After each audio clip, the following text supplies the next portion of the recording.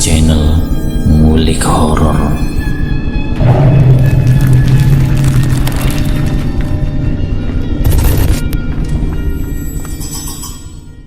Assalamualaikum warahmatullahi wabarakatuh.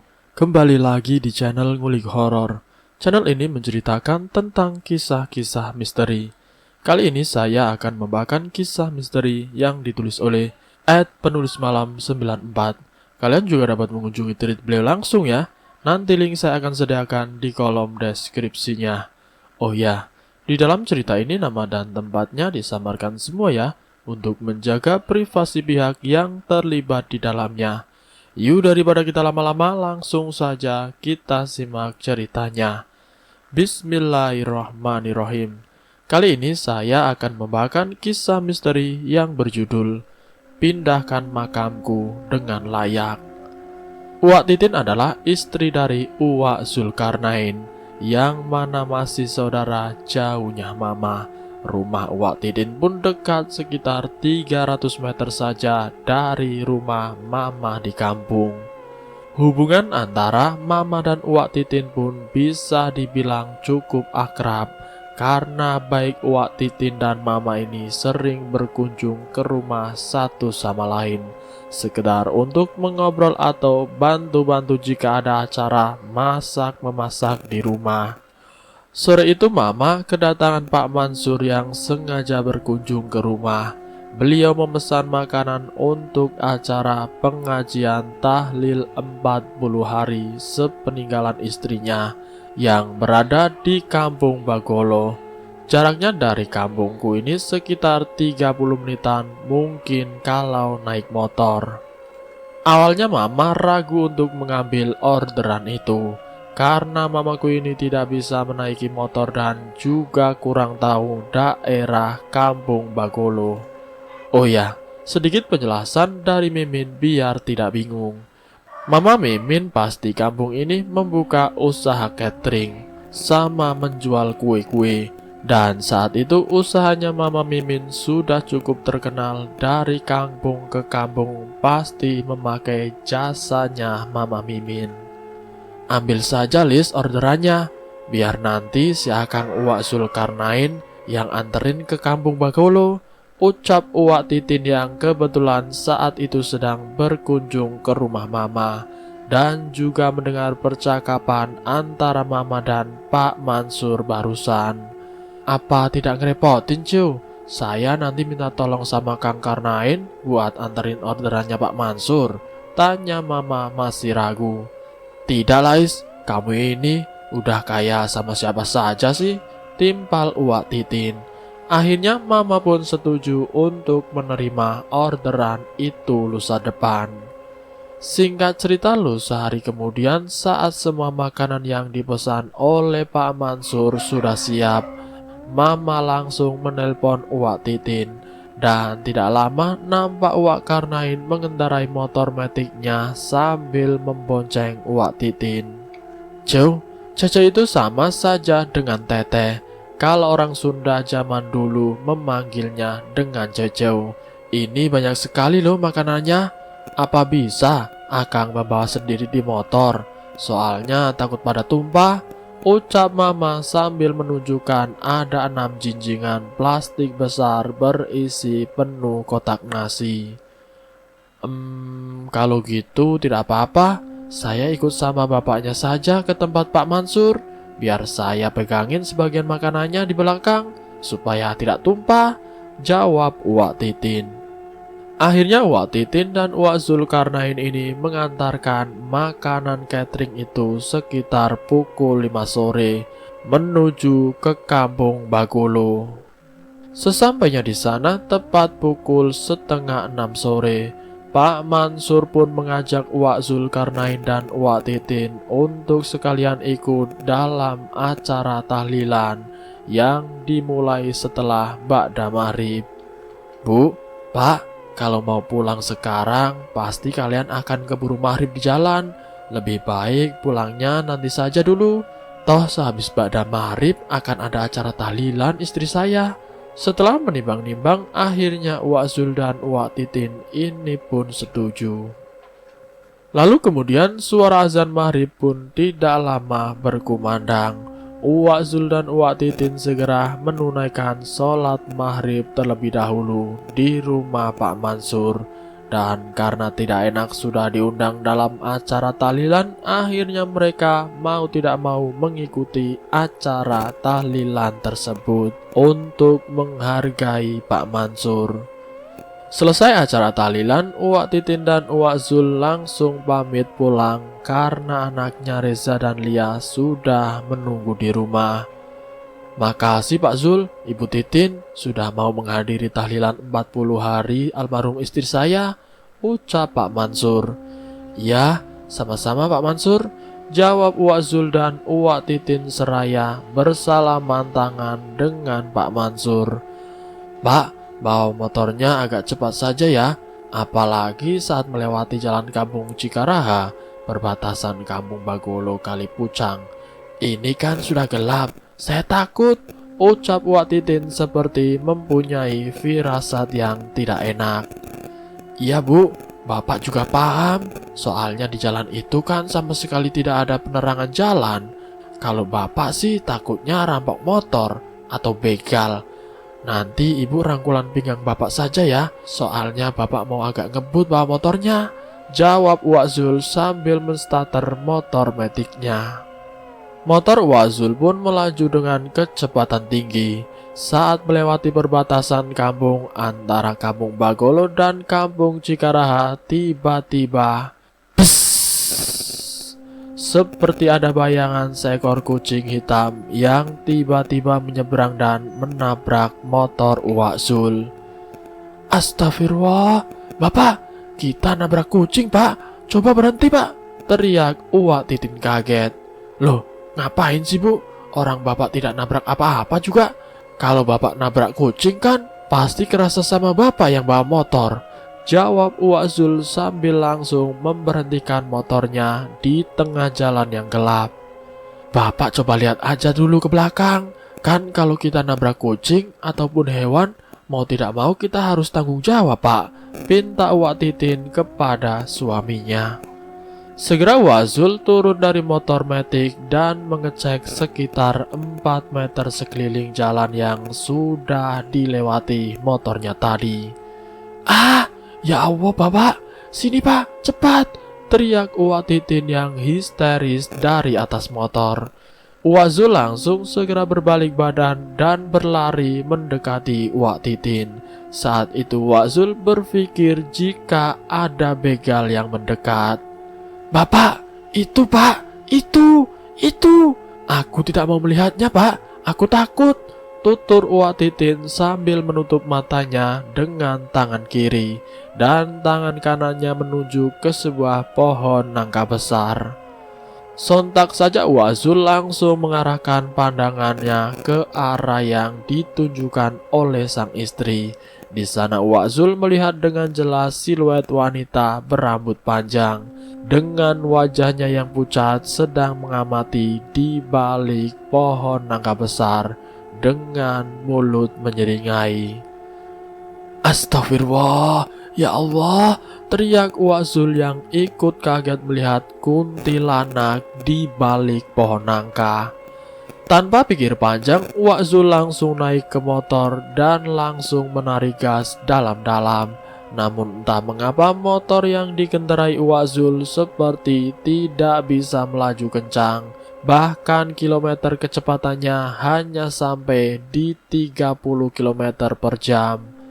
Tes! Tiba-tiba lampu motor Uwak Zul pun pecah dan mati. Aduh Pak, apalagi sih ini? Mana masih jauh Pak perjalanan kita, ucap Uwak Titin panik. Sudah, tidak usah panik dong Bu. Daripada panik, segera Ibu bersolawat Nabi atau baca ayat kursi saja, timpal Uwak Zul yang sebenarnya ikut merasakan panik dan ketakutan yang luar biasa. Bu, jangan lihat ke kiri dan ke kanan Bu, pokoknya Ibu fokus saja membaca doa atau bersolawat, ucap Uwak Zul dengan nada yang keras. Uwak Titin yang dilanda ketakutan bukannya mengikuti perintah suaminya, malah justru pandangan Uwak Titin diarahkan ke sisi jalan, yang mana di kanan kiri jalan tersebut dipenuhi lahan kosong serta pohon-pohon besar menjulang. Ya Allah ya Rob, Bapak, ayo cepat Pak, itu di atas pohon ada yang ngeliatin kita Pak. Suara Uwak Titin kini bergetar karena ketakutan. Bu, tenang Bu, Ibu jangan ikutan panik gini, Bapak jadi tidak fokus membawa motornya, sahut Uwak Zul yang tangannya pun ikut gemetaran. Kini gantian Uwak Zul yang ditampakkan oleh bayangan putih di sisi jalan. Uwak Zul yakin sekali itu adalah sebuah bayangan siluet pocong yang sedang menatap ke arah motor Uwak Zul.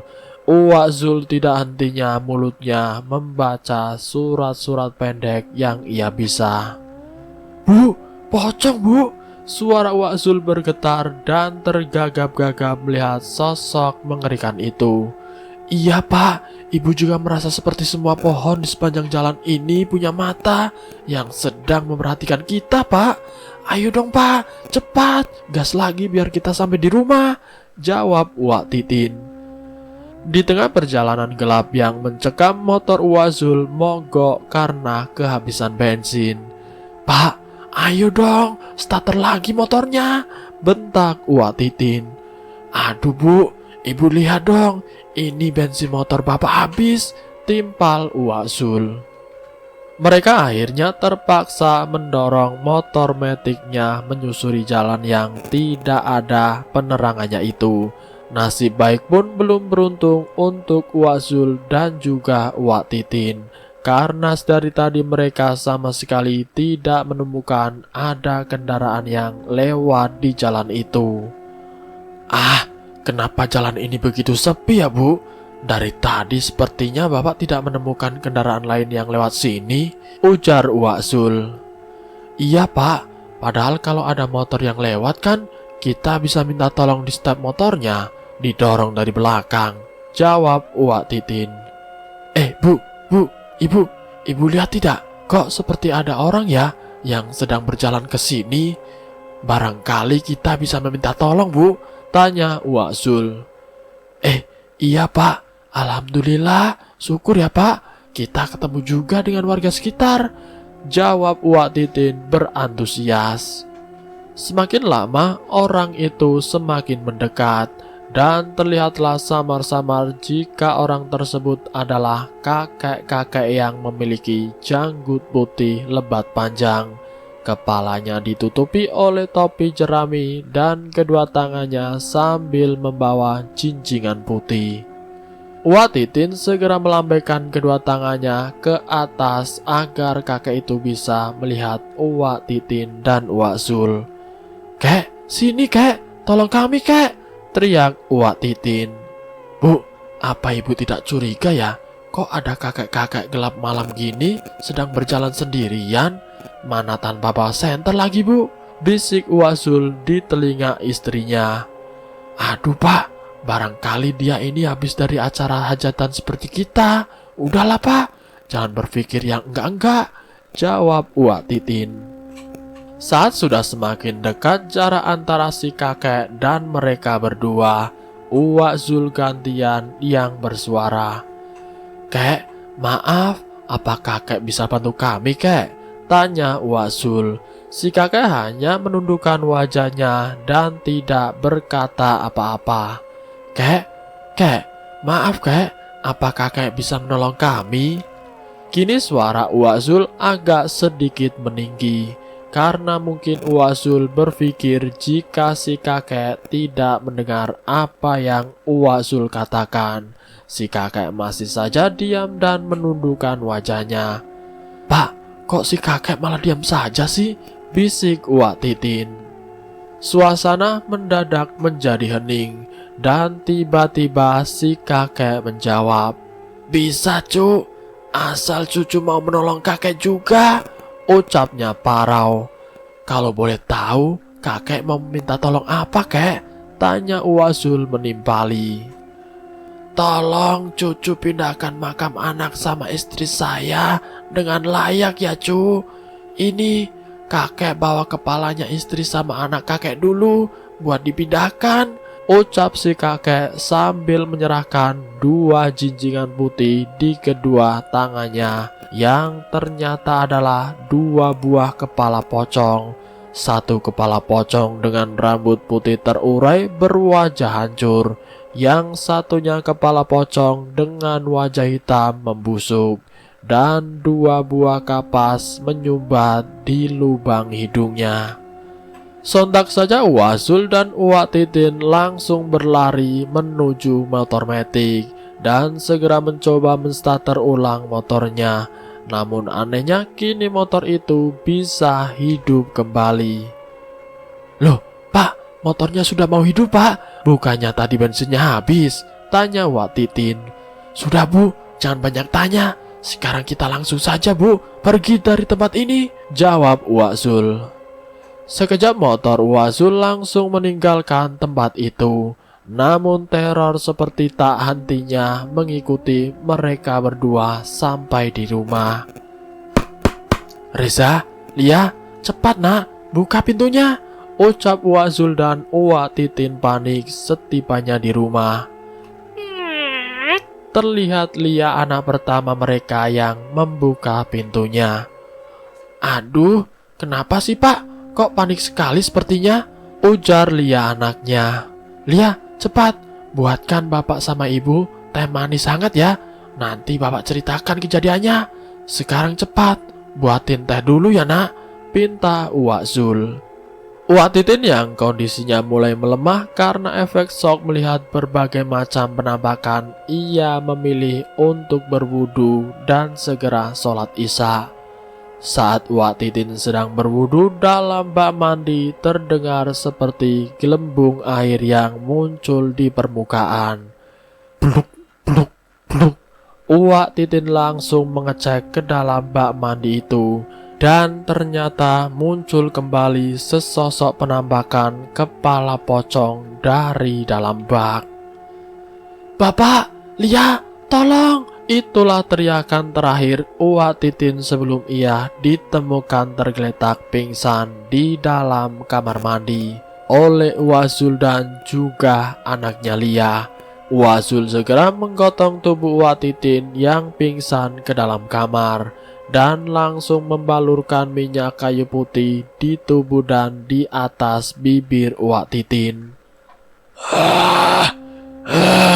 Mulut Wak Titin kemudian meracau tidak jelas dan tangan kakinya meronta-ronta dengan mata yang tertutup.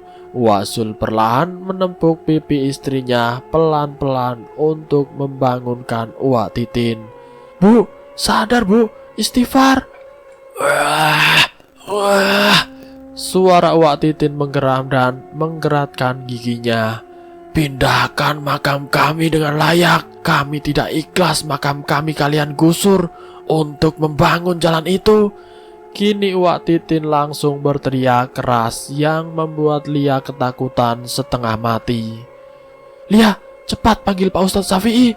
Bilang kalau ibumu ini kesurupan. Cepat. Kamu panggil juga Reza adikmu di warnet supaya membantu bapak menyadarkan ibu, perintah Wak Zul.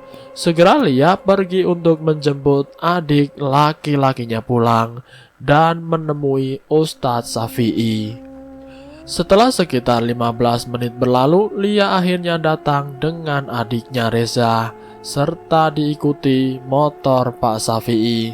Wak Zul kemudian langsung membagi tugas untuk Reza dan juga Lia. Reza diminta untuk menahan kaki kiri Wak Titin. Ia menahan kaki kanan Wak Titin serta Wak Zul yang menahan kedua tangan Wak Titin agar tidak meronta-ronta. Pak Ustadz dengan semua bacaan yang ia bisa mencoba mengeluarkan segala macam makhluk yang ada di tubuh Wak Titin. Namun entah karena saking banyaknya arwah penasaran yang masuk pada tubuh Wak Titin, akhirnya pengusiran makhluk-makhluk halus itu pun harus terhenti di waktu dini hari tanpa ada hasil. Hahaha, Pak Ustadz percuma mengusir kami. Kami ini banyak jumlahnya Pak Ustadz. Tenaga Pak Ustadz akan habis. jika mencoba melawan kami semua. Hahaha, suara Uwak Titin menggema. Singkat cerita, seharian itu Uwak Zul, Lia, dan Reza mereka sampai tidak terlelap tidur karena sibuk menjaga Uwak Titin. Ustadz Syafi'i pun dibuat menyerah dengan segala macam makhluk halus yang masuk di dalam tubuh Uwak Titin.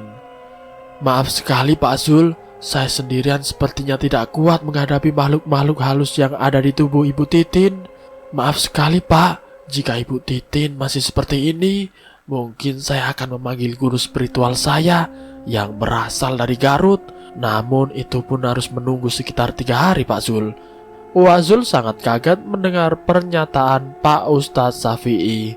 Namun apa boleh buat, Uwak Zul hanya bisa pasrah menunggu guru dari Ustadz Syafi'i yang sebut saja Pak Kiai Ahmad datang.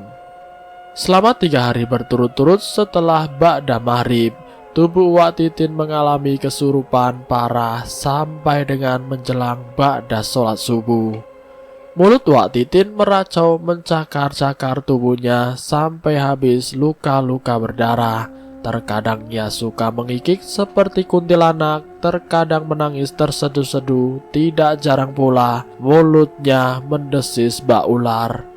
Saat siang hari, warga berbondong-bondong untuk melihat keadaan Uwak Titin yang memprihatinkan. Sebagian warga yang mengetahui sejarah jalan Cikaraha itu sempat bercerita kepada Uwak Zul jika sebelumnya jalan yang membentang antara desa Kalipucang sampai desa Bagolo adalah lahan kosong penuh semak belukar, dan ada pula kuburan tua para warga desa Cikaraha yang dimakamkan di situ sebelum akhirnya TPU desa Cikaraha dibangun.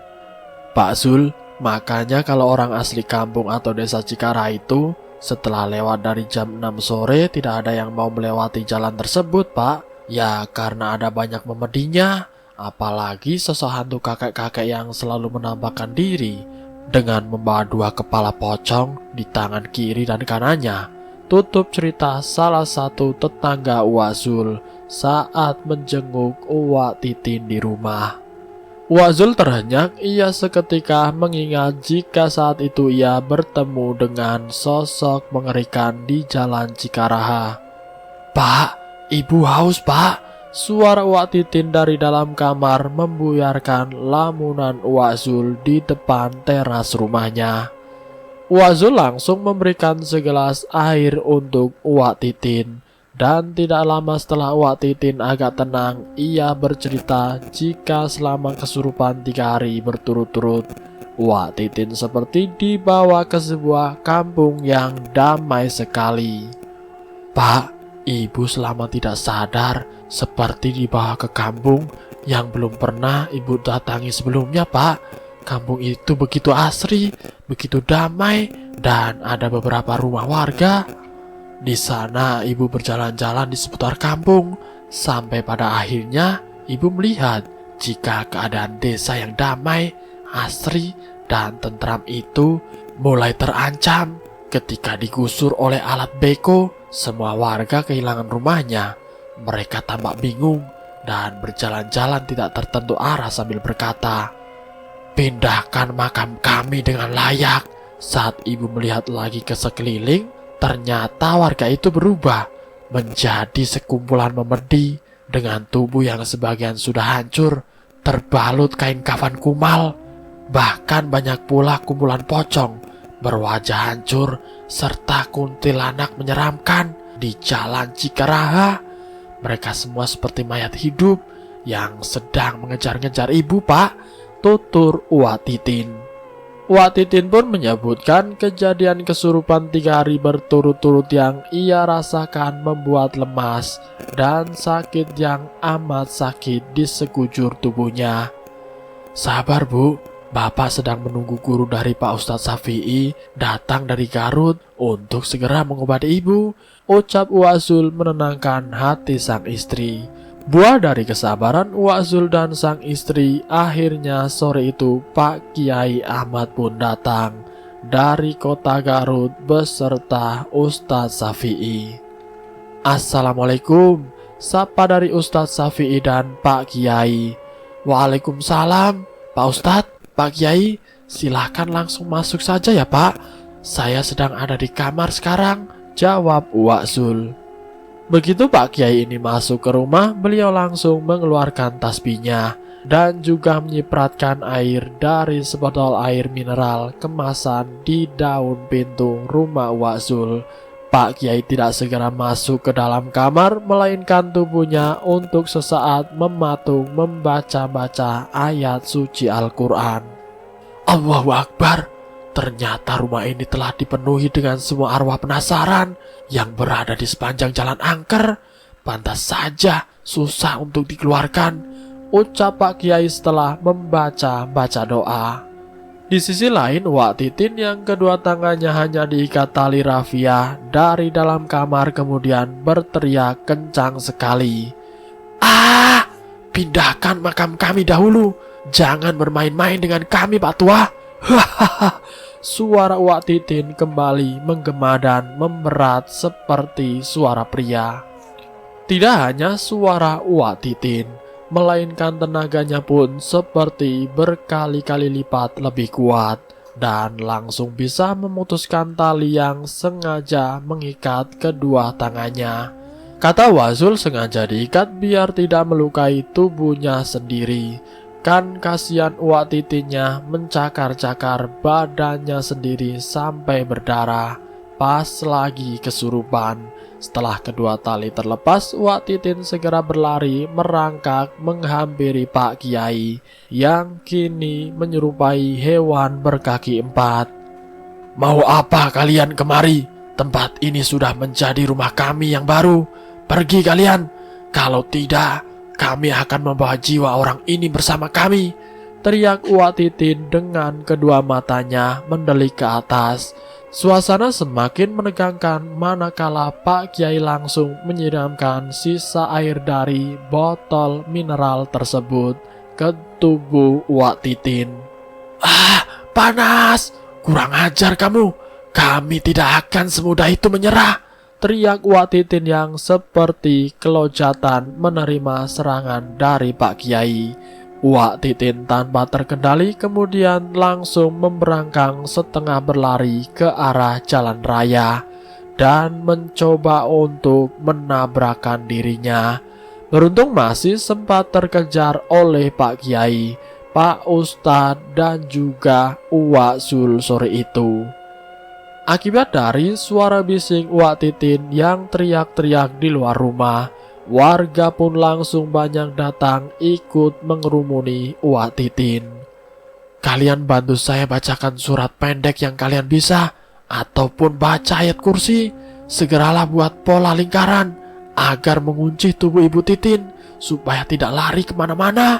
Usahakan jangan ada pikiran kalian yang kosong," ucap komando aba-aba dari Pak Kiai.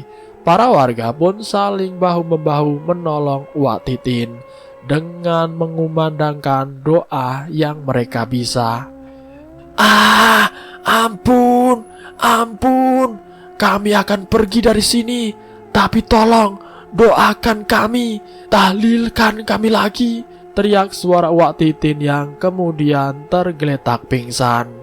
Keesokan harinya, rumah Mama didatangi oleh Uwak Zul yang baru bercerita semua yang dialami oleh dirinya dan juga Uwak Titin selepas mengantar makanan kepada Pak Mansur. Karena Mama merasa bersalah dan tidak enak hati, Mama pun bertanggung jawab dengan membuat acara tahlilan selama 3 hari di rumah Uwak Zul, serta segala kudapan untuk warga yang hadir dalam tahlil ditanggung sepenuhnya oleh Mama. Akhir cerita, setelah selesai diadakan acara tahlil bagi arwah yang makamnya digusur, perlahan kondisi kesehatan Uwak Titin membaik. Walaupun recovery keadaannya baik fisik serta mental sampai 1 minggu. Dan alhamdulillahnya Uwak Titin pun tidak pernah lagi kesurupan setelah diobati oleh Pak Kiai Ahmad, guru dari Pak Ustadz Syafi'i. dan selesai. Itulah kisah misteri yang berjudul Pindahkan Makamku dengan Layak. Semoga kisah kali ini bisa menjadi pembelajaran untuk kita semua. Dimanapun kita berada, kita selalu berhati-hati, karena kita tidak tahu di tempat itu ada makhluk yang tidak kasat mata. Sebaiknya kita selalu berhati-hati terlebih dahulu. Semoga kita selalu dalam lindungan Allah Subhanahu wa Ta'ala. Terima kasih sudah mampir di channel kami. Jika kalian tertarik dengan video kami, silakan tekan tombol like, share, dan komen. Tekan subscribe untuk mengikuti video kami selanjutnya. Wassalamualaikum warahmatullahi wabarakatuh.